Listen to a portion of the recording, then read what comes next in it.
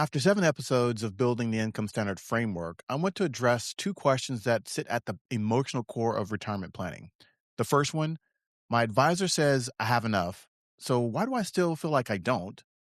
If you've ever felt that, if you've ever had the numbers validated by a professional and still gone home with a knot in your stomach, I'm going to tell you today why that feeling is not irrational. It's information. The second question is the one that comes up quietly, almost embarrassed. What if I live longer than I think, like into my 90s? That one deserves a direct, honest answer, not reassurance, an answer. If either of those sounds like you, this is the episode to sit with. Welcome, welcome, welcome. You're listening to The Income Standard, where retirement income is designed, not guessed. I am Todd Long, and this is the show for people who are done accumulating and ready to start engineering. Let's get into it. Welcome in, everyone. This is the Income Standard, and today we're going to be doing some questions and answers. The first question comes from a listener I'll call Helen. Helen writes, Todd, my advisor ran everything through his software and says that I'm in great shape. 94% success probability, but I still don't feel okay. My husband says I'm just anxious and I need to trust the numbers, but something feels off and I can't explain it. Am I wrong to feel this way? Helen, you are not wrong. And what you're feeling is not anxiety. It's actually a signal, a specific one, and it's worth listening to. Let me explain what 94% success probability actually means and what it doesn't mean. A Monte Carlo simulation runs your financial situation through thousands of market scenarios and calculates what percentage of those scenarios end with your portfolio reaching zero. 94% success means that in 94 out of 100 simulated futures, you don't run out of money before the model's planning horizon ends. That's meaningful information. It's not nothing. But here's what it doesn't measure. It doesn't measure how much of your monthly income is guaranteed regardless of which simulation you're actually living in. It doesn't tell you what your income looks like in the 6% of the scenarios where the portfolio depletes early. It doesn't show you how much of your non-negotiable monthly floor is covered by income that cannot be reduced by market performance. A 94% probability is a statement about a portfolio survival in a model. It is not a statement about your income structure in real life. Here's what I believe Helen is actually feeling.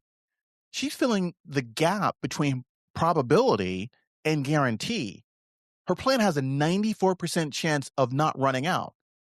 What it doesn't have, and what she's actually intuitively sensing, is a guaranteed income floor that holds regardless of which simulation she ends up living. Probability is a portfolio level statement. Guarantee is an income level statement.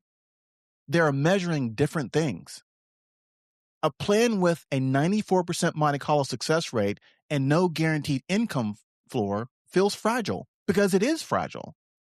It's 94% likely to be fine and 6% likely to fail with no structural protection below the portfolio. A plan with a 78% Monte Carlo success rate and a fully guaranteed income floor can feel more secure because even in the scenarios where the portfolio underperforms, the non-negotiable expenses are covered. The floor holds. The number your advisor showed you answers the question, is my portfolio likely to last? The question Helen is actually asking is my income guaranteed regardless? Those are different questions, and only one of them closes the gap she's feeling. So Helen, your gut is doing income architecture analysis, and it's telling you that the analysis hasn't been done yet. That's not anxiety. That's intelligence.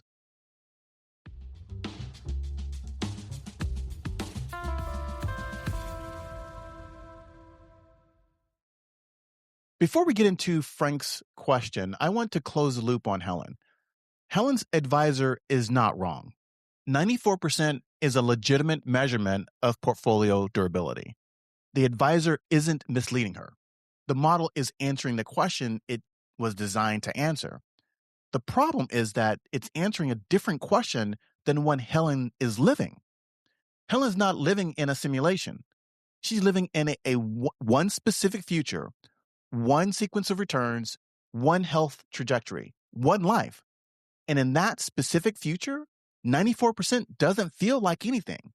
It's an abstraction. What feels like something is knowing that $4,200 a month arrives on the first of every month, regardless of what the market did in October. What closes the gap between Helen's numbers and Helen's feelings is not a better model. It's a different structure. Specifically, identifying what portion of Helen's $4,200 in monthly expenses is covered by guaranteed income, whether it be Social Security, pension if she has one, any lifetime income source that cannot be reduced by market volatility. If that guaranteed income fully covers the $4,200, Helen can put that knot in her stomach away. Not because the model says so, because the structure says so. If the guaranteed income covers $2,800 a month and the remaining $1,400 a month comes from the portfolio, Helen's gut is right. The floor isn't closed. And the fix isn't a better probability calculation. The fix is an additional guaranteed income source that closes the $1,400 gap. The feeling of security in retirement doesn't come from a probability. It comes from a floor.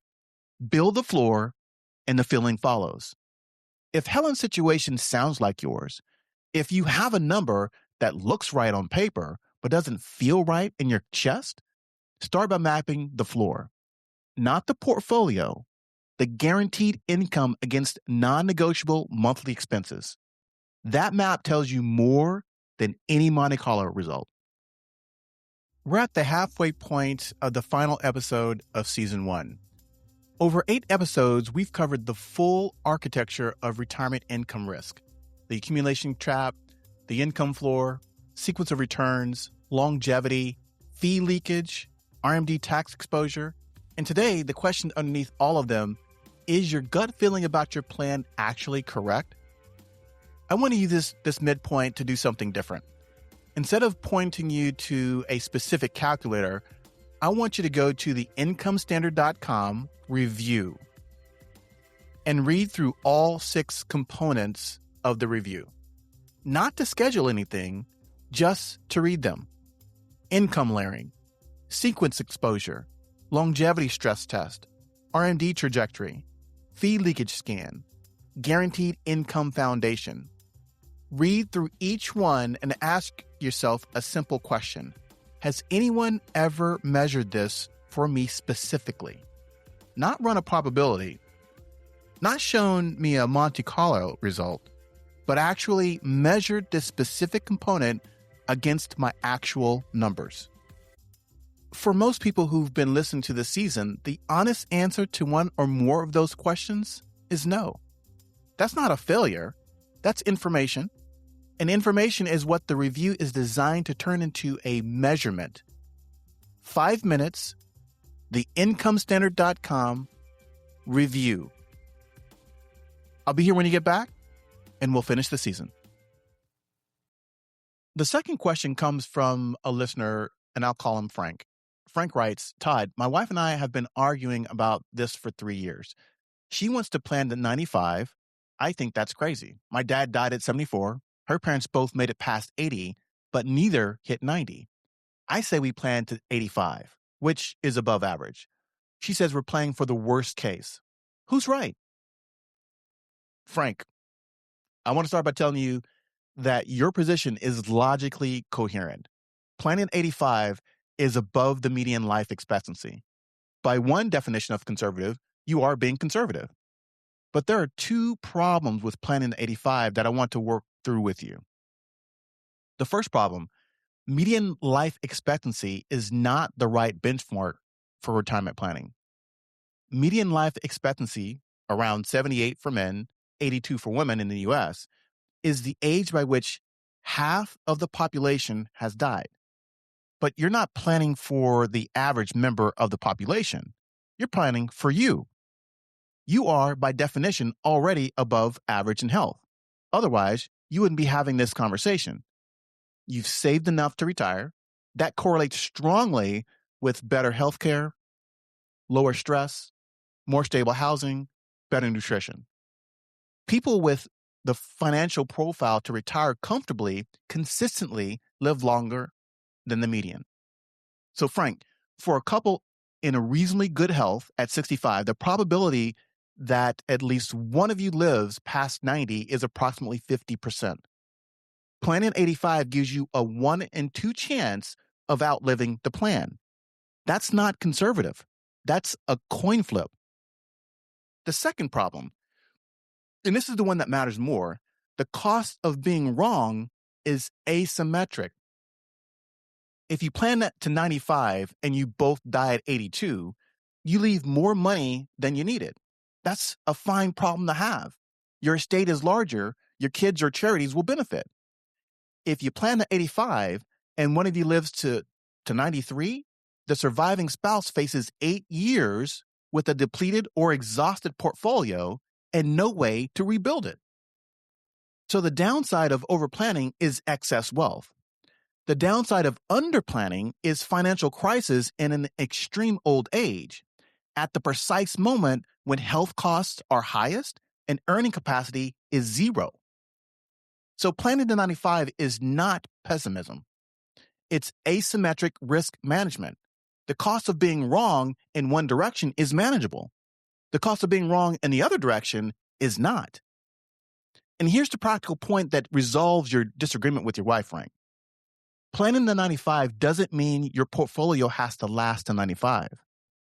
It means your guaranteed income, the floor, has to last to 95.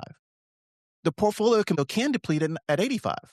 As long as the guaranteed income stream is still arriving, the essential expenses are covered. So your wife isn't wrong. She's asking you to build a floor that doesn't expire. That's a reasonable ask. And it's one you can actually give her without changing your portfolio strategy, just by ensuring the floor is built before you retire. If you and your spouse are still having the 85 versus 95 conversation, the resolution isn't a better estimate of how long you'll live. It's a floor that makes the question irrelevant. Build income that lasts forever and stop betting your security on a mortality prediction.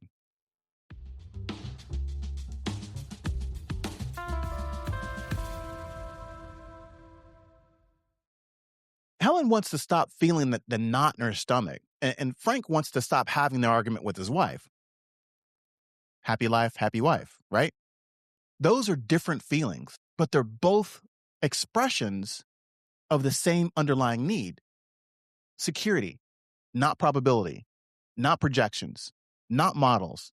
The actual felt experience of knowing that the essential income is there, regardless of the market, regardless of how long they live, regardless of what happens. Every question this season has circled that same center. The accumulation trap from episode 1. People with balance sheets but no income floors, wondering why they don't feel secure despite having enough. The wrong number in episode 2. People chasing a target that doesn't tell them anything about the income that arrives when they get there. The sequence risks in episode 3. People within reach of retirement exposed to risks that could permanently alter their income in the first 5 years. The Social Security decision, the fee drag, the RMD window, all of them are variations on the same theme. The gap between what the balance sheet shows and what the income stream guarantees. The income standard is not a feeling. It's a measurement, a specific structural answer to the question underneath all of Helen's anxiety and all of Frank's argument. Is the floor built, and does it hold? When the floor is built, when the guaranteed income fully covers the non-negotiable monthly expenses, regardless of the market or the calendar, Helen's knot goes away.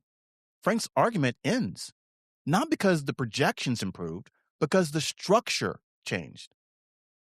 The income standard review is how you find out whether the floor is built, not whether the plan looks good, whether the floor holds.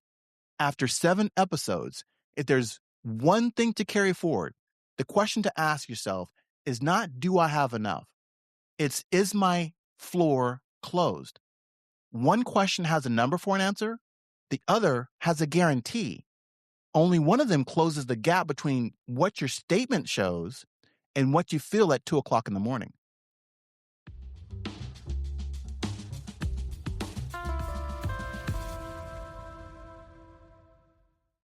This is the final episode of season 1, and I want to close with the same thing I started with in episode 1. Retirement income is designed, not guessed.